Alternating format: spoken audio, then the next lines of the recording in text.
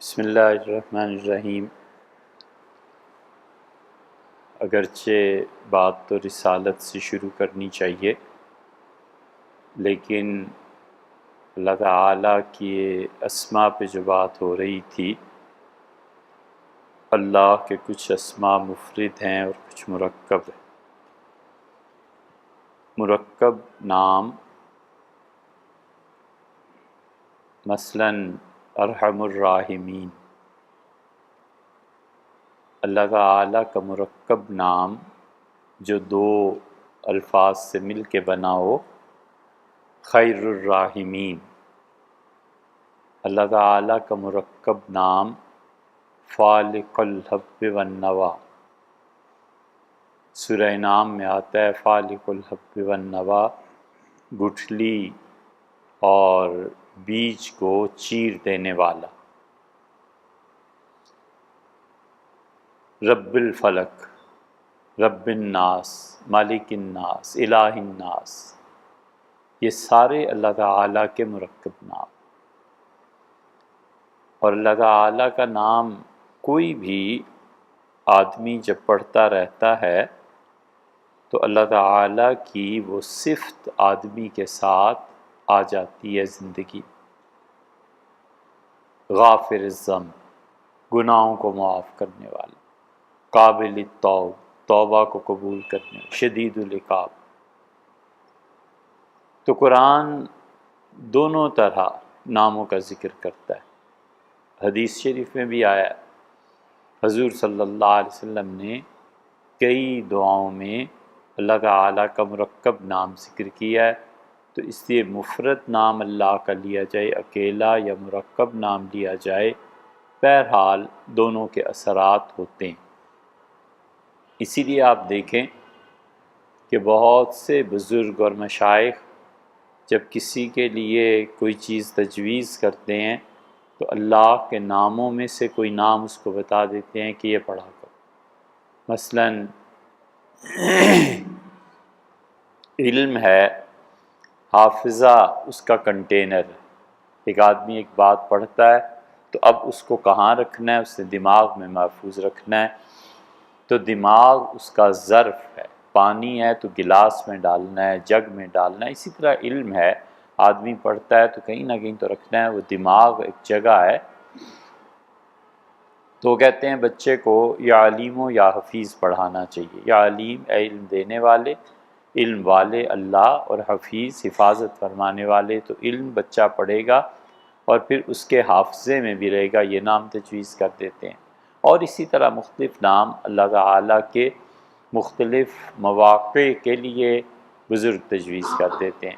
یا حل المشکلات، اے مشکلوں کو آسان فرمانے والے، حل فرمانے والے۔ تو اللہ تعالیٰ کے اسماء حسنی، اور قرآن میں بھی یہی آیا، اللہ تعالیٰ نے فرمایا وَلِلَّهِ الْأَسْمَاءُ الْحُسْنَى، اور سارے نام اچھے اللہ کے ہیں، فَادْعُوهُ بِهَا، اور اللہ کو ان ناموں کے ذریعے پکارو۔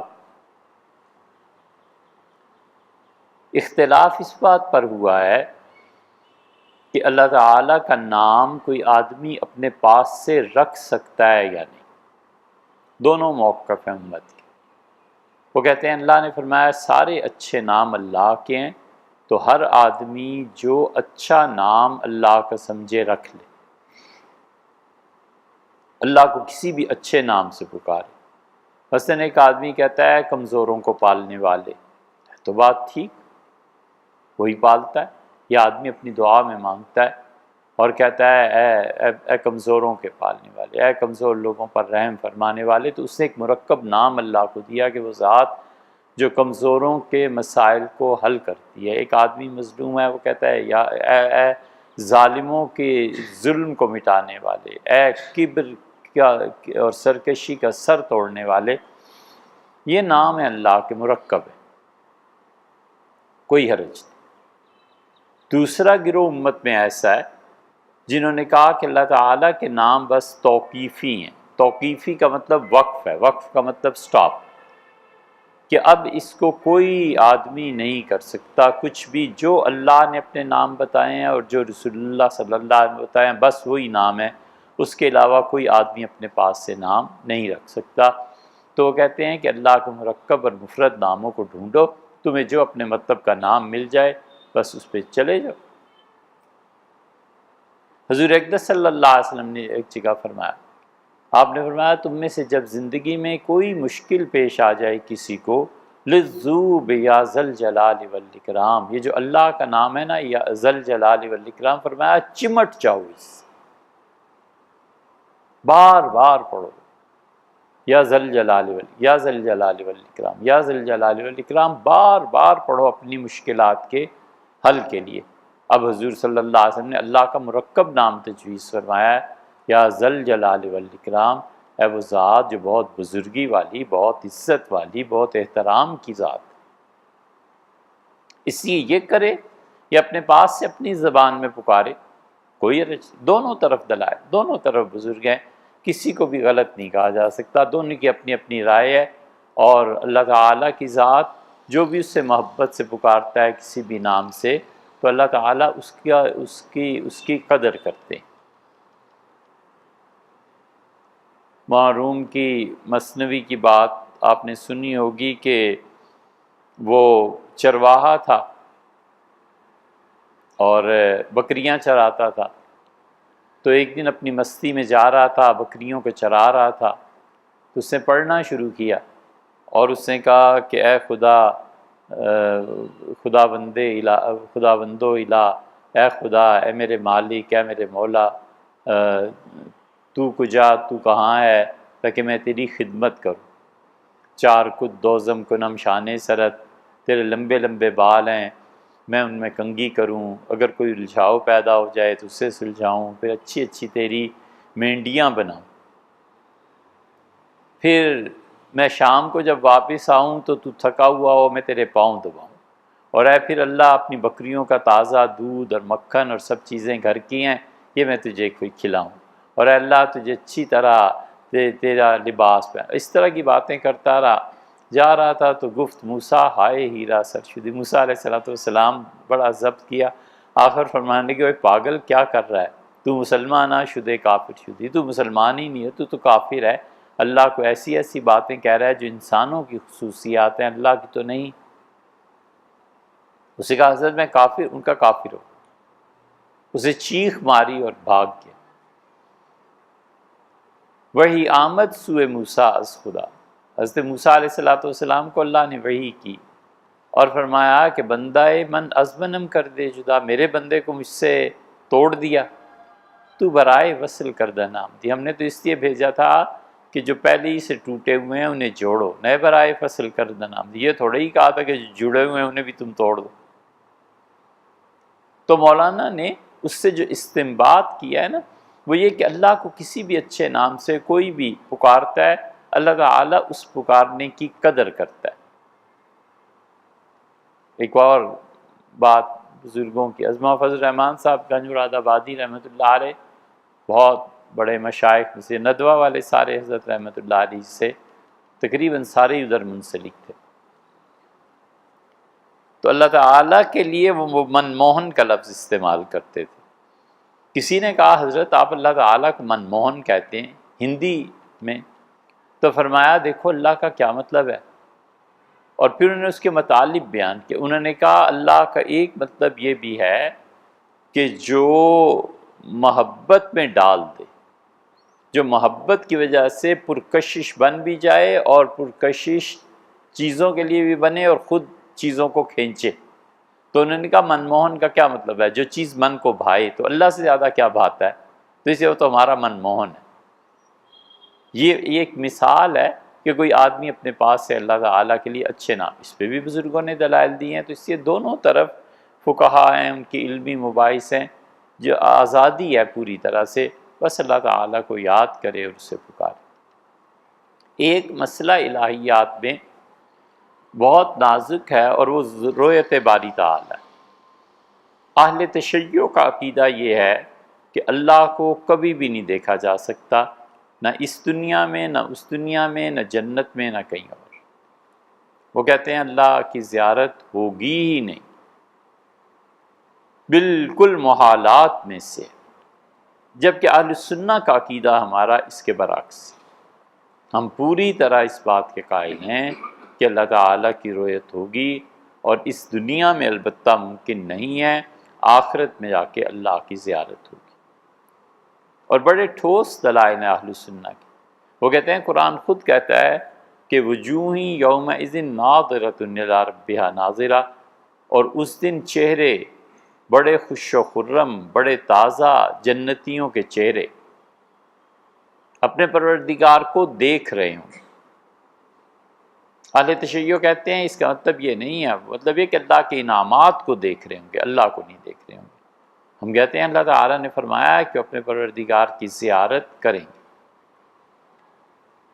حضور اقدس صلی اللہ علیہ وسلم نے جنت البقیع کے متعلق فرمایا، ایک صحابیہ تھیں، وہ جنت بقیع میں گئیں تو رسول اللہ صلی اللہ علیہ وسلم پہلے ہی سے وہاں تشریف فرما تھے، تو آپ نے مڑ کے دیکھا تو وہ خاتون کھڑی تھیں اس قبرستان میں، تو آپ نے فرمایا تم جانتی ہو اس قبرستان سے، اس جنت البقیع سے 70,000 سے زیادہ افراد اٹھیں گے جن کے چہرے 14ویں کے چاند کی طرح چمک رہے ہوں گے، اور تم جانتی ہو کہ وہ انہی چمکتے چہروں کے ساتھ ان قبروں سے اٹھیں گے اور سیدھے جنت میں چلے جائیں گے، کوئی حساب کتاب، کوئی مرحلہ نہیں، کچھ نہیں۔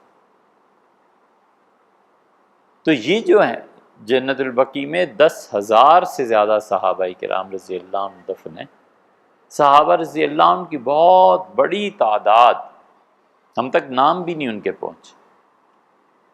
آخری حج میں رسول اللہ صلی اللہ علیہ وسلم کے ساتھ کم سے کم 1,08,000 آدمیوں کا اندازہ لگایا گیا، 1,24 بھی کہتے ہیں، لیکن 1,08 تو یقینی طور پر کہتے ہیں، اور مشکل سے 9,000 اور کچھ صحابہ رضی اللہ عنہ کے نام ہم تک پہنچے ہیں، ان میں سے بھی جن کی تفصیلی کوئی حالات ہیں بہت تھوڑے ہیں۔ لاکھ سے زیادہ آدمیوں کا تو پتہ ہی نہیں کہاں تشریف لے گئے، کہاں ان کی قبریں ہیں، کہاں پیدا ہوئے، کیا کچھ پتہ نہیں۔ تو بقیع میں 10,000 سے زیادہ صحابہ کرام رضی اللہ عنہ جن کا معلوم ہے وہی دفن ہے، یا معلوم تو خیر تھوڑوں کا ہے، 10,000 کا نہیں معلوم۔ تو یہ اتنے لوگ وہاں سے بھی اٹھیں، کوئی حساب و کتاب نہیں، سیدھے جنت۔ اور اہل السنہ کے عقیدے میں یہ بات شامل ہے کہ ہم اللہ تعالیٰ کی زیارت کا اقرار کرتے ہیں، ایک اس آیت پہ۔ دوسرے آپ دیکھیں اللہ تعالیٰ نے فرمایا ہے کہ میں جو سزا دوں گا قیامت میں کافروں کو، کلا انہم عن ربہم یومئذ لمحجوبون، اور قیامت کے دن یہ لوگ اپنے پروردگار سے پردے میں ہوں گے، حجاب میں ہوں گے، اللہ کی زیارت انہیں نہیں ہوگی۔ کہ خدا ان کی سزا تجویز کر رہا ہے، تو اگر کسی کو بھی زیارت نہیں ہوگی تو پھر ان کے لیے سزا کیسی ہوئی؟ اس کا مطلب ہے کچھ لوگوں کو اللہ تعالیٰ اپنی رؤیت مبارکہ سے مشرف فرمائیں گے تو ہی تو ان کے لیے سزا ہوگی کہ وہ اس نعمت کبریٰ سے محروم رکھے جائیں گے۔ حضور اقدس صلی اللہ علیہ وسلم سے صحابہ کرام رضی اللہ عنہم نے پوچھا تھا کہ اللہ کے رسول قیامت میں ہم پروردگار کو کیسے دیکھیں گے؟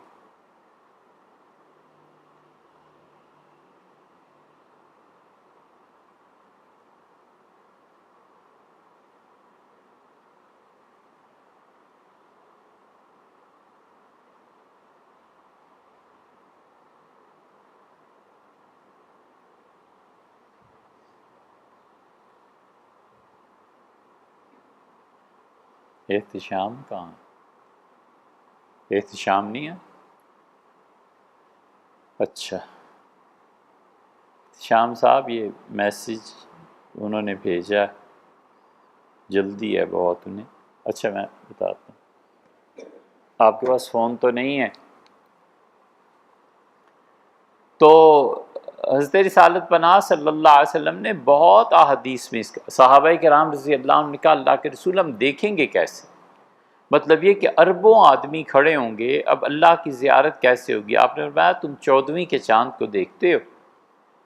عقلاً سمجھایا، ان کا جی۔ فرمایا کوئی دقت پیش آتی ہے؟ ان کا کوئی دقت نہیں۔ فرمایا بس اسی طرح دیکھو۔ جو اشکال پیش آیا ہے اہل تشیع کو، یہ شیعت جو ہے یہ اصل میں معتزلہ کی ایک چربہ تھا، ہر بات عقل پہ برتنا، وہ بھی، اور معتزلہ جو ایک فرقہ جس کا کل ذکر کیا تھا، یہ سب منکر ہیں۔ وہ کہتے ہیں کہ جو چیز دیکھنی ہے اس کی کچھ حد ہوگی نا جو آنکھ دیکھے گی، اور اللہ کو جب تم حدود میں متعین کرو گے کہ تمہارا خدا 10 فٹ چوڑا ہے، 12 فٹ لمبا ہے، یہ ہے وہ ہے، تو اس کا مطلب یہ ہے کہ وہ کوئی مجسمہ ہے، کوئی جسم ہے جسے تم دیکھ رہے ہو ایسے، ولیعذ باللہ۔ وہ کہتے ہیں یہ تو بڑی خطرناک بات۔ اہل سنہ نے کہا کہ دیکھنے کے لیے جو رویت، جو طاقت، جو قوت آنکھ کی ہے، یہ آنکھ تھوڑے ہی ہے، وہ تو آخرت کی آنکھ۔ وہاں تو اللہ تعالیٰ ہر ایک کو غیر معمولی طاقتیں عنایت فرمائیں گے۔ حدیث میں نہیں آیا، حضور صلی اللہ علیہ وسلم نے فرمایا کہ جنتی جتنے ہوں گے یہ سب کے سب تقریباً 30 سال کی عمر کے ہو جائیں گے جب وہ جنت میں داخل کیے جائیں۔ کافر کے متعلق نہیں کہا کہ کافر کی داڑھ وہ جلے گی آگ میں اور پھر وہ پھولے گی، اور وہ اتنا ورم اس پہ آئے گا کہ کافر کی داڑھ احد پہاڑ کے برابر ہو جائے گی، ولیعذ باللہ۔ وہ جو کریہ اور بھیانک منظر ہوگا وہ کون دیکھ سکتا ہے، اس کا جسم بھی تو پھیلے گا۔ تو اس لیے آخرت کو دنیا پہ قیاس نہیں کیا جا سکتا، اور رسول اللہ صلی اللہ علیہ وسلم نے صحیح احادیث میں فرمایا ہے کہ تم اللہ تعالیٰ کی رویت کرو گے۔ اللہ تعالیٰ نے قرآن کریم میں تیسری جگہ فرمایا ہے کہ یوم یکشف عن ساق، جس دن پنڈلی کھول دی جائے گی، یا یہ کہ جس دن معاملہ بہت سخت ہو جائے گا قیامت میں، تو لوگوں کو کہا جائے گا کہ وہ اللہ کو سجدہ کریں، اور پھر کچھ لوگ سجدے کے لیے جھکیں گے۔ نماز جو ہے نا یہ اس دن کام آئے گی۔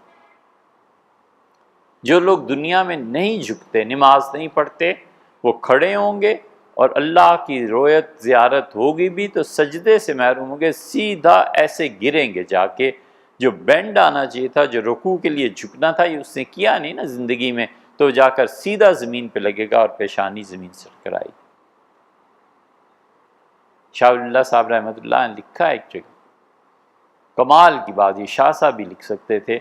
شاہ صاحب رحمۃ اللہ نے لکھا ہے، یہ جتنی نمازیں دنیا میں پڑھتے ہیں نا، یہ اصل میں اپنے اندر قوت اور طاقت پیدا کرنی ہے کہ اللہ کی جب رویت ہو اور اللہ تعالیٰ کو دیکھا جائے تو انسان کا اندر سہ سکے۔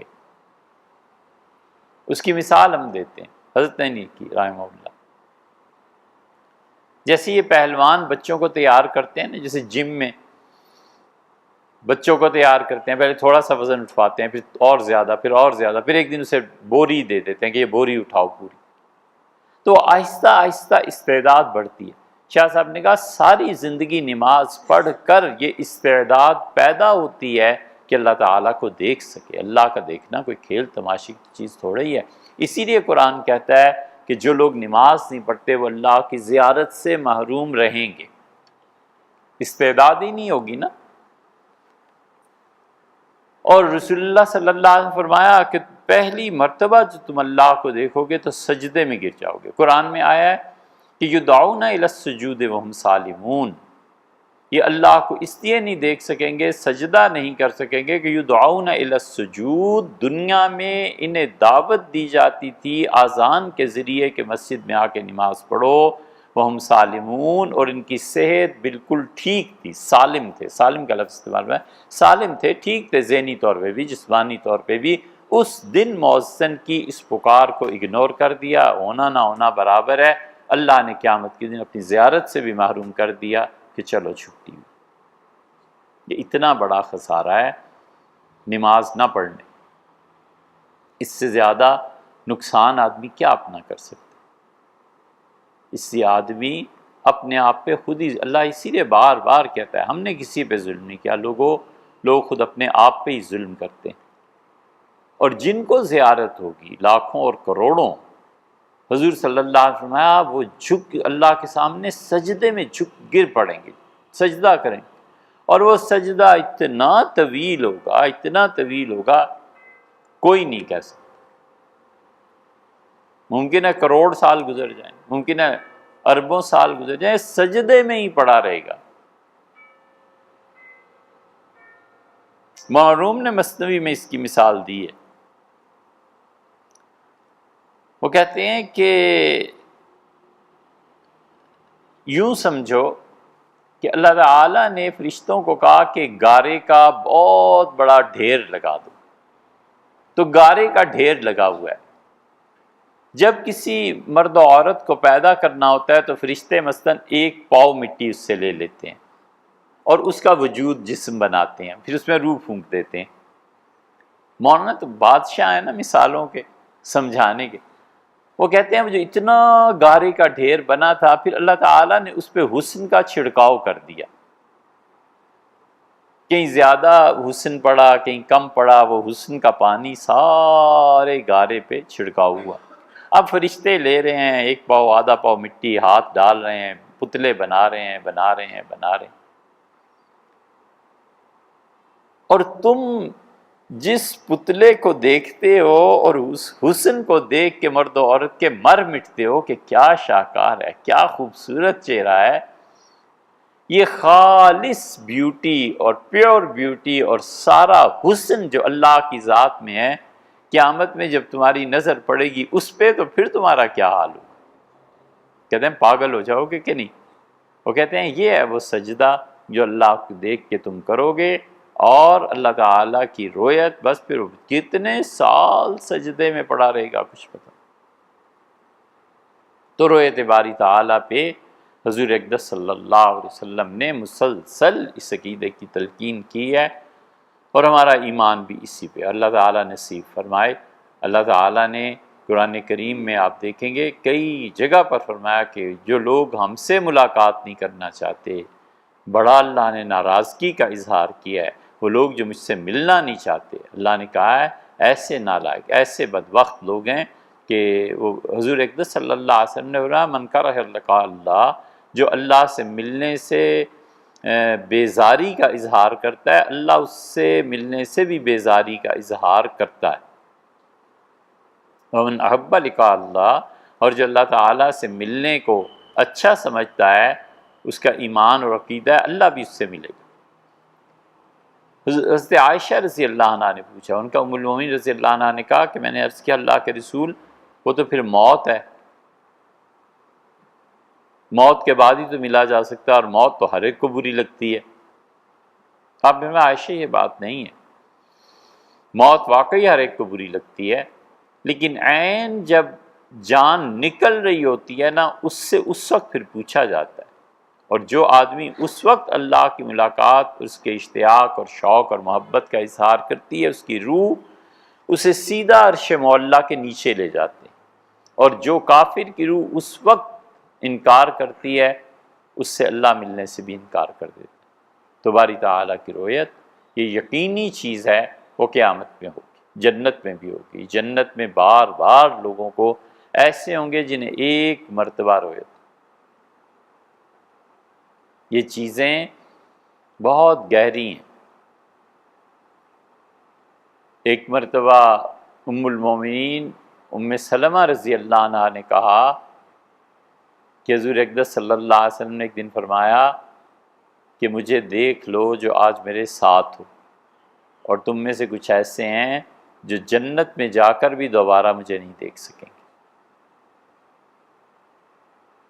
بہت سے ایسے جو دیہاتی گاؤں، جیسے فتح مکہ کے موقع پہ لاکھ سے زیادہ آدمی تو ایسے ہی ادھر ادھر سے آ کے مسلمان ہو گیا، اسی لیے سیدنا عمر رضی اللہ عنہ نے خلافت کی تقسیم میں آخری تقریر جو کی ہے کمال کی فرمایا خلافت حق بنتا ہے بدر والوں کا،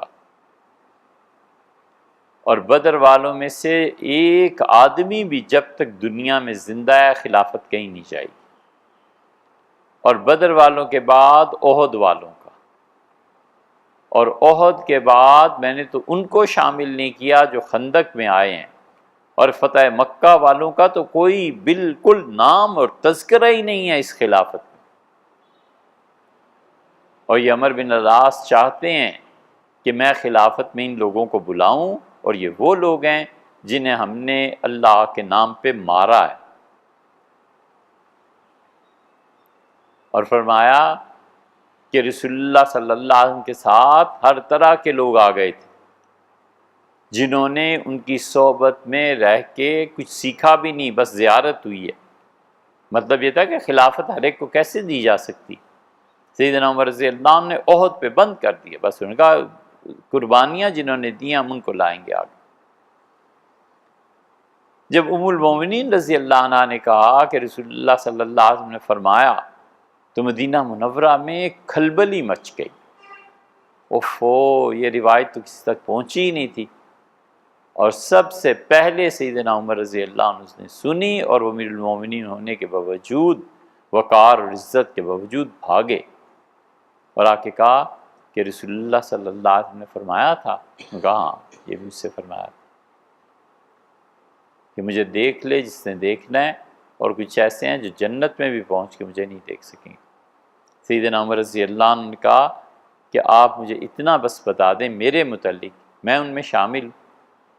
تو انہوں نے قسم کھائی، ان کا آپ شامل ان میں نہیں ہیں، لیکن مجھے اللہ کی قسم ہے جو آپ کے علاوہ میں کسی کو بتاؤں، البتہ آپ ان میں نہیں۔ ان کی جان میں جان آئی کہ وہ جو محبت اور تعلق ہے حضور اقدس صلی اللہ علیہ وسلم سے، یہ کہیں قیامت میں جنت میں رویت ہے، زیارت ہے، کہیں اس میں خلل نہ پڑ جائے۔ سیدنا عمر رضی اللہ عنہ کی سوانح ابھی تک لکھی نہیں گئی۔ لکھا ہے شبلی نے، بعض چیزیں بہت اچھی انہوں نے لکھی ہیں، لیکن حقیقت یہ ہے کہ وہ لکھی نہیں گئی۔ عبد الرحمن ابن عوف رضی اللہ عنہ کہتے تھے، اب اتنی سیدنا عمر رضی اللہ عنہ کو حضور صلی اللہ علیہ وسلم سے محبت اتنی زیادہ تھی کہ وہ کہتے ہیں ایک دن میرے گھر تشریف لائے اور فرمایا عشاء کے بعد کہ کیا کرنا ہے؟ میں نے کہا سوؤں گا، آرام۔ تو انہوں نے کہا چھوڑو آرام کو، آج گھومتے ہیں شہر میں اور دیکھتے ہیں کیا ہو رہا ہے، لوگ کیا کر رہے ہیں، میری کوئی ذمہ داری ہو۔ میں نے کہا چلیں، تو ہم دونوں چل پڑے۔ چلتے چلتے چلتے چلتے دور ایک خیمہ تھا۔ میں نے کل بھی آپ سے عرض کیا تھا کہ مدینہ منورہ کی آبادی ایسے نہیں تھی جیسے شہر پورے پورے بسے ہوئے ہوتے ہیں، ڈھوکیں تھیں، کچھ گھر یہاں ہیں، کچھ گھر یہاں ہیں، کچھ گھر یہاں ہیں۔ وہ مجموعی اعتبار سے شہر کہلاتا تھا، اسی لیے بنو سلمہ نے پورا محلہ تھا، یعنی ڈھوک۔ انہوں نے ارادہ کیا مسجد نبوی کے قریب آئیں تو نماز میں آسانی۔ حضور صلی اللہ علیہ وسلم منع فرمایا، اپنے وہاں وہیں رہو جہاں تم رہ رہے ہو، اور تم نہیں جانتے کہ مسجد کے لیے ایک ایک قدم جو اٹھایا جاتا ہے اللہ اس پہ بھی ثواب دیتا ہے۔ تو مختلف جگہوں پہ مختلف مراکز، چلتے چلتے ایک جگہ پہنچ گئے۔ عبد الرحمن ابن عوف رضی اللہ عنہ کہتے تھے وہاں چکی چل رہی تھی۔ عورتیں جب چکی چلاتی ہیں تو وہ ہر ملک ہر قوم میں وہ اشعار پڑھتی ہیں، اور اب تو چکی کا رواج رہا نہیں، ہمارے بچپن میں پھر بھی تھا۔ اور اس زمانے میں کبھی کسی گاؤں میں جانا ہوا تو عورتیں بالکل صبح کے وقت فجر سے بھی پہلے اٹھتی تھیں اور چکی چلاتی تھیں اور شعر پڑھتی تھیں، پنجابی میں، اردو میں، ہر جگہ اپنا اپنا حال تھا۔ ہندو ظاہر ہے کہ پنڈی اس کے گرد و نواح میں بہت بڑی بڑی آبادیاں تھیں ہندوؤں کی۔ لاہور سے ہندو جو ہجرت کر کے، یا ہجرت تو نہیں ترک وطن کر کے گئے ہیں، وہ 16 لاکھ کی آبادی انڈینز نے لکھا ہے کہ 16 لاکھ ہندو وہاں سے منتقل۔ لکھنؤ میں نے ایک دیکھا پنڈی ٹائر ہاؤس، تو ان سے پوچھا، انہوں نے کہا ہمارے دادا راول پنڈی میں رہتے تھے۔ سبحان سنگھ اس کی حویلی مشہور تھی، یہ شیخ رشید صاحب وغیرہ یہ ان حویلیوں میں رہتے۔ تو ہندو عورتیں وہ ہندی کے دوہے، ٹپے، ہندی کا ایک اور لفظ ہے، وہ گایا کرتی تھی۔ اور ہندو عورتیں جب صبح سحری کے وقت گاؤں میں وہ گاتی تھیں، ہر ہر گھر سے آواز آتی تھی، تو ایک سماں بن جاتا تھا ہندی کے۔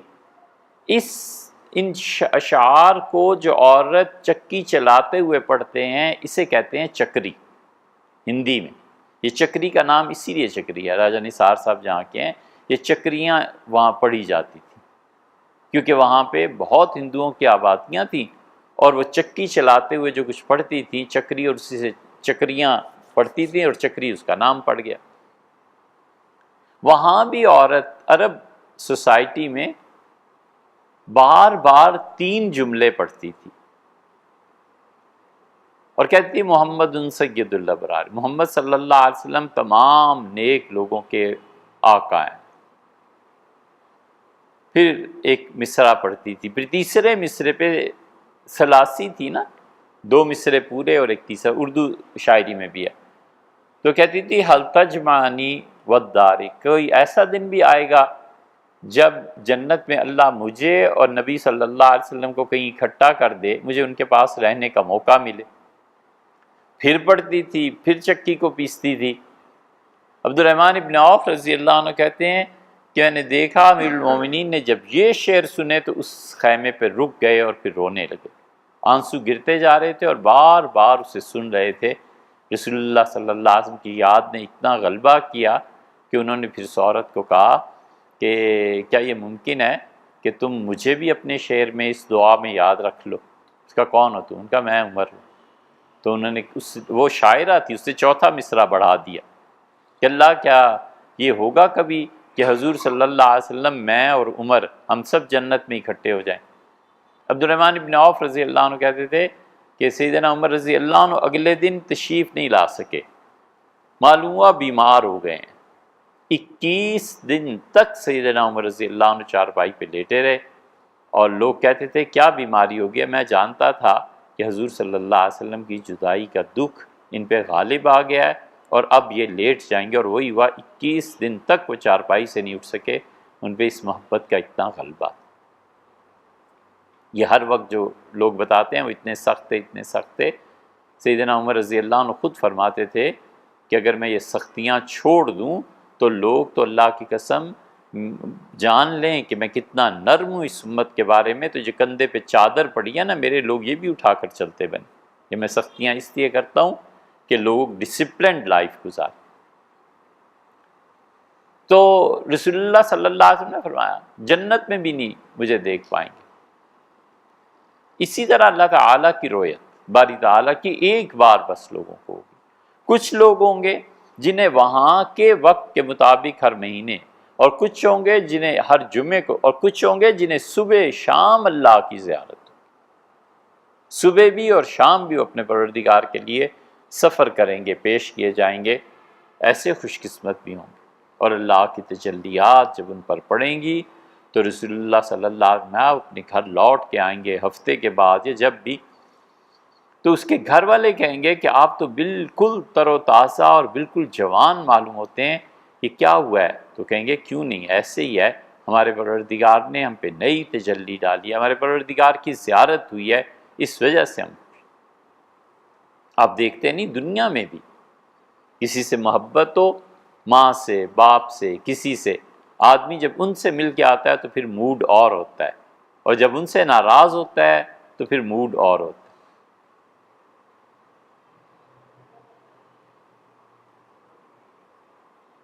گلا ہے جو بھی کسی سے تیرے سبب سے، یہ حالت ہوتی۔ تو اللہ تعالیٰ کی رویت یہ ہمارا عقیدہ، ہمارے عقیدے میں شامل۔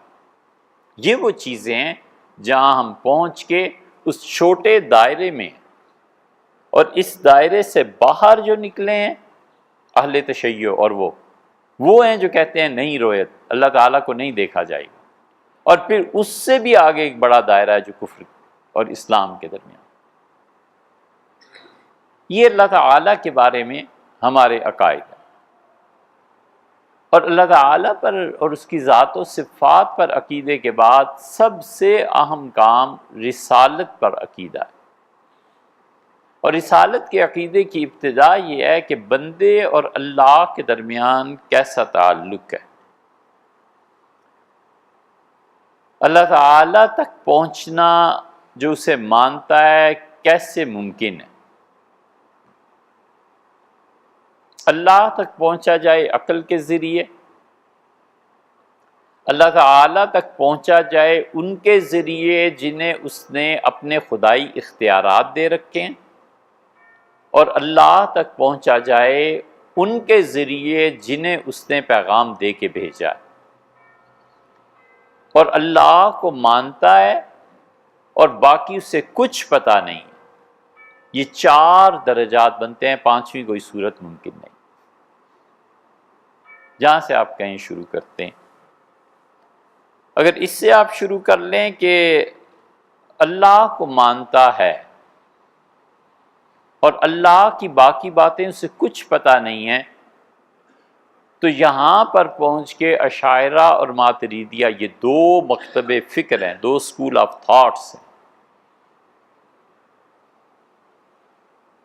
ایک آدمی چین جاپان میں پیدا ہوا، بالغ ہوا، بچہ ہے، 13 سال اس کی عمر ہو گئی، 14ویں سال میں مر گیا۔ نہ اسے کسی نبی کا پیغام پہنچا، نہ اس نے پڑھا، نہ اسے پتہ ہے اسلام کیا ہے، اس کا انجام کیا ہو۔ یہ تو اب سائنس اور کمیونیکیشن اور یہ ساری چیزیں ہوئی ہیں نا، اب سے 1 صدی، اب بھی دنیا میں ایسے علاقے اور لوگ موجود ہیں جو بالکل خدا کو مانتے ہی نہیں، کچھ بھی نہیں۔ وہ کہتے ہیں کوئی ایسی چیز ہے ہی نہیں، ان تک پیغام پہنچا ہی نہیں ہے۔ ان لوگوں کا کیا ہوگا؟ لاکھوں اور کروڑوں چائنا کے افراد، آسٹریلیا کے، افریقہ کے، جن تک کوئی اللہ کا پیغام نہیں پہنچا، اللہ کی معرفت کی بنیاد کیا ہے؟ 2 مسئلے ایسے ہیں جن میں ہم نے اشاعرہ کا موقف اختیار کیا۔ اشعری کہتے ہیں کہ اللہ کی معرفت اور اس کی پہچان کی بنیاد رسالت ہے، بس۔ جہاں رسول کا پیغام نہیں پہنچا، وہ آدمی کچھ کرے وہ جہنم میں نہیں جائے گا۔ ہم اسے ویسے کافر کہہ دیں گے، لیکن حقیقت میں شرعاً جو کافر ہوتا ہے وہ نہیں ہے، اس لیے کہ اسے پتہ ہی کچھ نہیں، اس تک خدا کا پیغام پہنچے ہی نہیں۔ خدا کا پیغام تو پہنچنا تھا نبی کے ذریعے، نبی علیہ السلام کی تعلیمات پہنچی نہیں، اور اس کی اپنی زبان میں نہیں پہنچی۔ شاہ ولی اللہ رحمۃ اللہ تو کہتے ہیں اگر اس کو اپنی زبان میں نہیں پہنچی، ایک چائنیز ہے، اسے عربی زبان میں پیغام پہنچا ہے، اسے عربی آتی کوئی نہیں، چائنیز میں کسی نے اس تک پہنچایا نہیں، تو اب اس کا کیا قصور ہے؟ اشاعرہ کا موقف یہ ہے، وہ کہتے ہیں اللہ نے خود فرمایا ما کنا معذبین حتی نبعث رسولا، اور ہم کبھی عذاب نہیں دیتے جب تک کہ رسالت کا پیغام نہ پہنچے۔ اور اللہ تعالیٰ نے خود فرمایا ہے کہ ہم نے انبیاء علیہ السلام کو بھیجا لِكَيْ لَا يَكُونَ حُجَّةً بَعْدَ الرُّسُلِ، تاکہ قیامت میں تم مجھ سے یہ نہ کہہ سکو کہ اے خدا ہمارے پاس آئے ہی کوئی نہیں تھا، میں نے حجت پوری کی ہے، دلیل دی ہے، جو اعتراض تم کر سکتے تھے۔ وہ کہتے ہیں تو وہ جنہیں اللہ نے نبوت کا پیغام جن تک پہنچے ہی نہیں، اللہ تعالیٰ جہنم میں اگر ڈالے تو وہ نہیں کہیں گے کہ اے رب ہمیں جہنم میں کس چیز کی سزا دی جا رہی ہے، ہم تک تو پیغام ہی نہیں پہنچا۔ یہ اشاعرہ کا موقف ہے، بہت بڑا اسکول آف تھاٹ ہے، اور آپ کے حضرت مجدد الفسانی سرہندی رحمۃ اللہ علیہ بھی اسی کے قائل ہیں۔ حضرت مجدد رحمۃ اللہ تو یہاں تک لکھا ہے کہ اپنے مکتوبات میں کہ علیت شعری ماذا ارادہ صحاب الماتریدیہ، کاش مجھے سمجھ آتی کہ ہمارے ماتریدیوں نے، حنفیوں نے کیا ان کا موقف، کیوں یہ موقف اپنایا ہے، ان کے موقف کی بعد میں وضاحت کرتے ہیں۔ اس لیے یہ جتنے بھی کافر، یہ ہماری نئی نسل کے بڑے سوالات میں سے ایک ہے کہ تمام وہ کافر جن تک رسالت کا پیغام نہیں پہنچا، یہ کیا ہوگا؟ آسٹریلیا والے کدھر جائیں گے؟ امریکہ افریقہ والے کدھر جائیں گے؟ ہم کہتے ہیں سیدھی سی بات ہے، اللہ تعالیٰ انہیں جہنم میں نہیں بھیجے گا، حقوق العباد میں بھیجے تو بھیجے، اپنے حق میں نہیں بھیجے۔ ایک بات،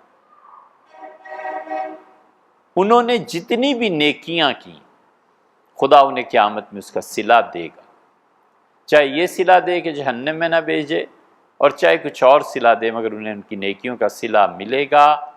اللہ کا پیغام پہنچے ہی نہیں تھا، وہ کافر تھے ہی نہیں جنہیں ہم کافر شرعاً کہتے۔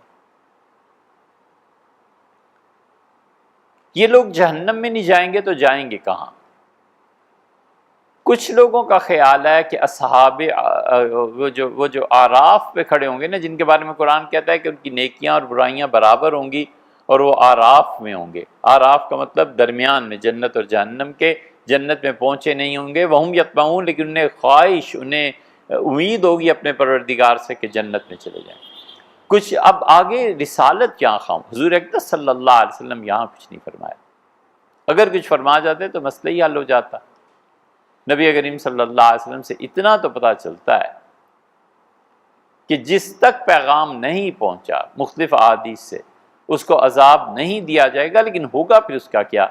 کچھ کا خیال یہ ہے کہ وہ مٹی میں ملا دیے جائیں گے، بس جس طرح جانور مٹی میں مل گئے اسی طرح وہ مل جائیں گے، اور کچھ کا خیال یہ ہے کہ وہ جنت میں چلے جائیں گے۔ حضرت مجدد الفسانی سرہندی رحمۃ اللہ کا موقف یہ ہے کہ وہ کہتے ہیں یہ سب مٹی میں ملا دیے جائیں گے، ختم ہو جائیں گے۔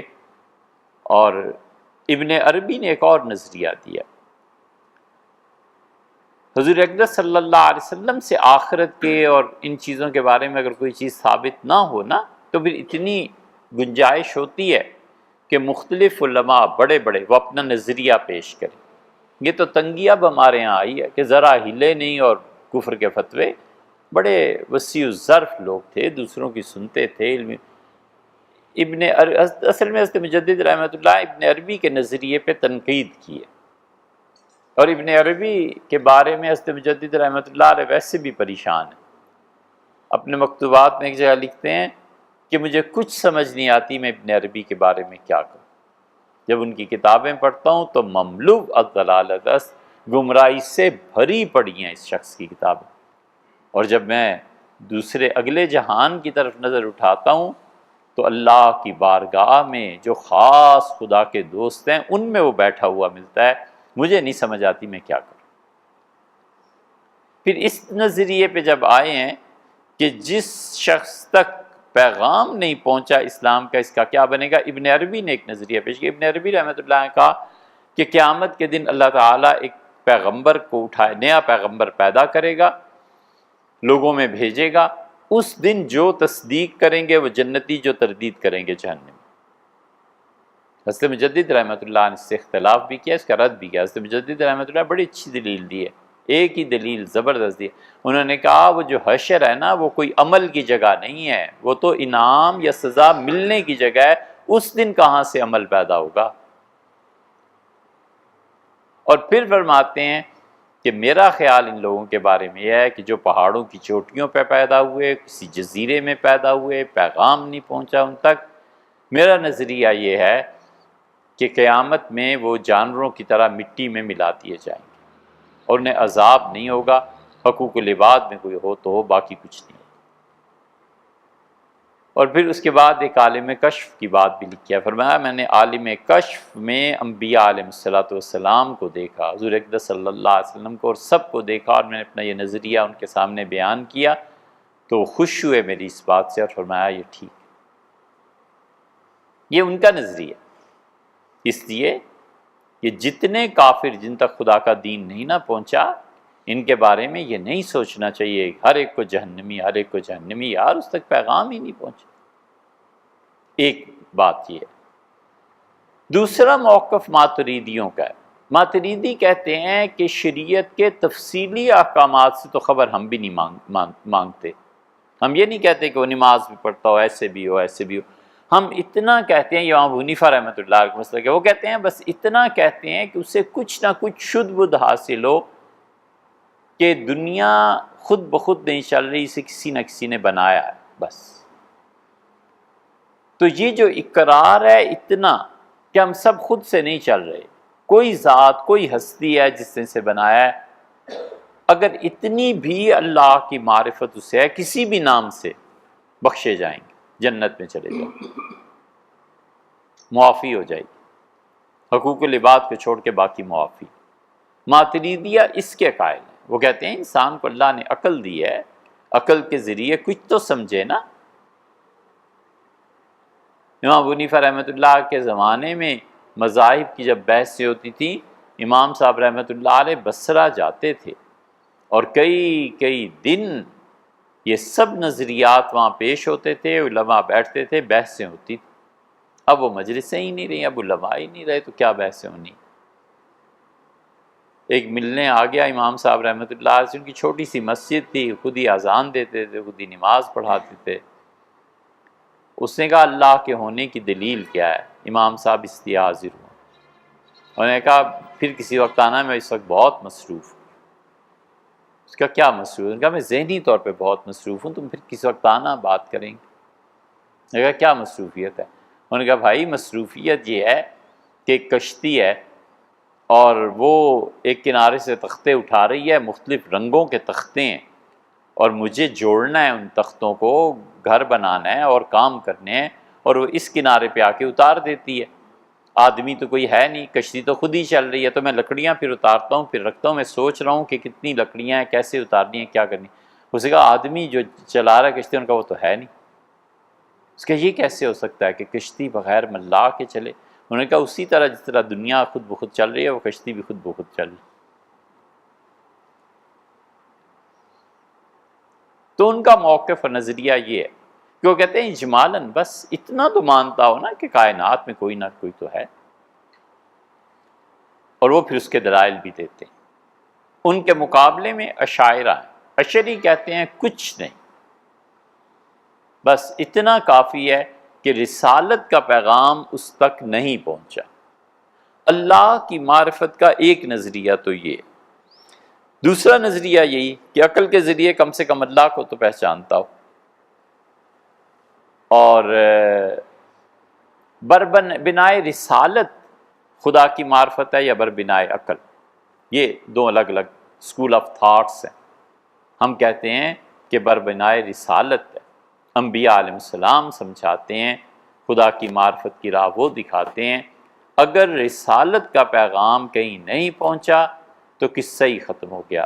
اور شاہ ولی اللہ رحمۃ اللہ اضافہ فرماتے ہیں، شاہ عبدالعزیز صاحب رحمۃ اللہ اس سے بحث کی ہے، اور وہ کہتے ہیں اس کی اپنی زبان میں پہنچنا چاہیے، ورنہ اس کے لیے ہونا نہ ہونا دونوں برابر ہیں، سمجھ ہی نہیں نہ سکتا۔ اللہ تعالیٰ کی تیسری بات کہ اس کی تفصیلی معرفت کے لیے کیسے ہوگا؟ عقل ہوگی؟ عقل بیکار ہے۔ اللہ کے احکامات کو، اس کی خوشی کو، یہ عقیدے کے بعد دوسری بات ہے۔ یعنی ایک تو ہے نا خدا کو پہچاننا، وہ تو عقل اور رسالت کی، ایک ہے ذرا تفصیل سے چلنا۔ تفصیلی احکامات وہ عقیدہ ہو یا وہ عمل ہو، فقہ اصغر ہو یا فقہ اکبر ہو، عقل کے بس کی بات ہی نہیں۔ عقل کوئی فیصلہ نہیں کر سکتی، قیامت تک بھی سر پھوڑتی رہے تو عقل فیصلے ہی نہیں کر سکتی کہ سور کیوں حرام ہے اور گائے کیوں حلال۔ کیا فیصلہ کرے گی عقل؟ اللہ تعالیٰ نے فرمایا کہ یہ کہتے ہیں کہ انما البیع مثل الربا، آخر سود اور تجارت میں فرق کیا ہے؟ دونوں ایک ہی ہیں۔ سود کی صورت میں بھی نفع حاصل ہوتا ہے، اور تجارت کی صورت میں بھی نفع حاصل ہوتا ہے۔ اب جانتے ہیں، ہم سب بچہ جانتا ہے کہ تجارت میں کبھی مال کو خرید و فروخت میں تبدیل کیا جاتا ہے کہ کرنسی اور اس کے عوض میں مال، اگر کبھی کرائے سے مکان بنا دیا، اب کرایہ آ رہا ہے۔ شریعت کہتی ہے کہ تم جتنی جائیداد بناتے ہو اس کا کرایہ جائز ہے، جتنی تم اپنے مال کو کرائے پر اٹھا دیتے ہو، مال سے مراد یعنی مشینیں، اس کا کرایہ وصول کرتے ہو جائز ہے، بلڈنگ کا کرایہ وصول کرتے ہو جائز ہے، لیکن کیش اور پیسہ کسی کو دے دینا اور اس پر کرایہ وصول کرنا یہ حرام ہے۔ یہی سود ہے۔ کیش دے دیتا ہے نا کہ لو جی 1,00,000 روپیہ تم جو مرضی کرو، ہر مہینے مجھے 3,000 دے دینا، تو کرایہ ہی ہے نا، وہ اس نے کیش دے دیا اور کیش پر اس نے کرایہ وصول کیا۔ شریعت اسے حرام کہتی ہے۔ شریعت کہتی ہے یہ 1,00,000 روپیہ مکان میں تبدیل کرو، مکان کا کرایہ لو۔ یہ 1,00,000 روپیہ کسی مشین کو خریدو، مشین دو کرائے پہ، یہ ٹھیک ہو جائے گی۔ 1,00,000 روپیہ فرنیچر پہ لگاؤ اور ٹینٹ سروس کھول لو، ٹینٹ سروس کے عوض میں جو پیسہ ان برتنوں پہ ٹینٹ پہ آ رہا ہے یہ جائز ہے، لیکن مال پہ براہ راست مال کا کرایہ مال کے ذریعے لینا یہ حرام۔ کیوں حرام ہے؟ 100 دلائل اس پہ دیے جا سکتے ہیں۔ اللہ تعالیٰ نے ایک دلیل جو حرام ہے دی، اللہ نے فرمایا احل اللہ البیع وحرم الربا، میں اللہ تجارت کو جائز قرار دے رہا ہوں اور میں اللہ ہوں جو سود کو حرام قرار دے رہا ہوں۔ کچھ نہیں، کوئی دلیل نہیں، حاکم ہے، بادشاہ۔ اس لیے محض عقل اللہ تک کیا پہنچائے گی؟ وہ تو اپنے مسائل حل نہیں کر سکتی بیچاری، محض عقل کافی نہیں ہے۔ جب عقل بھی محض کافی نہیں تو پھر دوسری صورت یہ رہ جاتی ہے کہ اللہ نے ان لوگوں کو بھیجا جنہیں خدائی اختیار دیے، اور اللہ نے کہا تم چھوٹے خدا ہو، میں بڑا خدا ہوں، مخلوق کو میری طرف بلاؤ۔ یہ ہندوؤں کا نظریہ، وہ رسالت کو نہیں مانتے۔ وہ کہتے ہیں اللہ نے اس کائنات میں اوتار پیدا کیے، انسان تھے، وہ ترقی کرتے کرتے کرتے کرتے روحانیت میں ہوتے ہوتے یہاں تک کہ خدائی اختیارات ان کے پاس آ گئے۔ ایک بڑا خدا ہے، یہ چھوٹے خدا، یہ چھوٹے چھوٹے خدا، اور ان چھوٹے خداؤں کے ذریعے بڑے خدا تک پہنچو۔ یہ وہ شرک ہے، اور شرک کی وہ قسم ہے جس کی تردید کے لیے انبیاء علیہ السلام آئے تھے، اور انبیاء علیہ السلام نے پوری زندگی اس پہ کھپا دی کہ الہکم الہ واحد، تمہارا پروردگار ایک ہے، کوئی ایسا نہیں ہے جس سے اس نے اپنے اختیارات دے دیوں اور وہ ان اختیارات کے ذریعے تمہیں پھر خدا تک پہنچا دے۔ اللہ نے جڑ کاٹ دی قرآن نے اس شرک کی، جب عقل بھی خدا تک نہ پہنچائے، اور یہ چھوٹے خداؤں کا نظریہ بھی باطل قرار پایا۔ اور وہ اشاعرہ اور ماتریدیہ کی بحث کہ اللہ تک پہنچنا کیسے ہے، تو ماحصل پھر ایک ہی رہ جاتا ہے آخر پہ پہنچ کے کہ اللہ تعالیٰ نے کچھ بندوں کو بھیجا اور ان بندوں کو کہا کہ تم میرے اور میری مخلوق کے درمیان واسطہ ہو، میں تمہیں حکم دوں گا، تم ان تک پہنچانا تاکہ تمہارے ذریعے سے وہ میری معرفت حاصل کریں، تمہارے ذریعے سے میری عبادت سیکھیں، اور تمہارے ذریعے سے وہ مجھ تک پہنچے۔ عقلاً بس ایک یہ صورت باقی تھی، وہی اللہ نے کی، وہی ہم مانتے ہیں۔ یہ ہے رسالت۔ حضرت رسالت میں آپ صلی اللہ علیہ وسلم نے جو فرمایا نا کہ اوتی تو جوامع الکلم، مجھے اللہ نے یہ صلاحیت دی ہے کہ میں بڑے بڑے مسائل کو ایک چھوٹے سے فکرے میں پورا کر دیتا ہوں، چٹکی بجاتے میں مسئلہ حل کر دیتا ہوں۔ ایک ایسی حدیث میں کمال کی بات ارشاد فرمائی، کمال کی بات ارشاد فرمائی۔ کافر ایک آیا، حضور اقدس صلی اللہ علیہ وسلم مال تقسیم فرما رہے تھے، اور اس نے کہا کہ عبداللہ کے بیٹے یہ تمہارا مال ہے، اسے انصاف سے تقسیم کرو، انصاف کرو، عدل کرو مال کی تقسیم۔ حضور صلی اللہ علیہ وسلم سنتے رہے، پھر فرمایا کہ مجھے بڑی حیرت ہے کہ اللہ نے اس ساری دنیا کو ہدایت دینے کے لیے میرا بھروسہ کیا ہے، مجھ پہ اعتبار کیا ہے۔ اللہ نے ساری کائنات کو ہدایت دینے کے لیے مجھے منتخب فرما کے مجھ پہ بھروسہ کیا ہے کہ میں ہدایت لوگوں تک پہنچاؤں گا، اور تم کیسی بات کرتے ہو؟ تم ہو کہ چند ٹکوں کے بارے میں میرا اعتبار گنوا رہے ہو، تم چند ٹکوں کے بارے میں کہتے ہو کہ میں ٹھیک تقسیم نہیں کرتا، اور اللہ نے ساری دنیا کو ہدایت دینے کے لیے میرا اعتبار کیا ہے کہ میں سب کو ہدایت دوں۔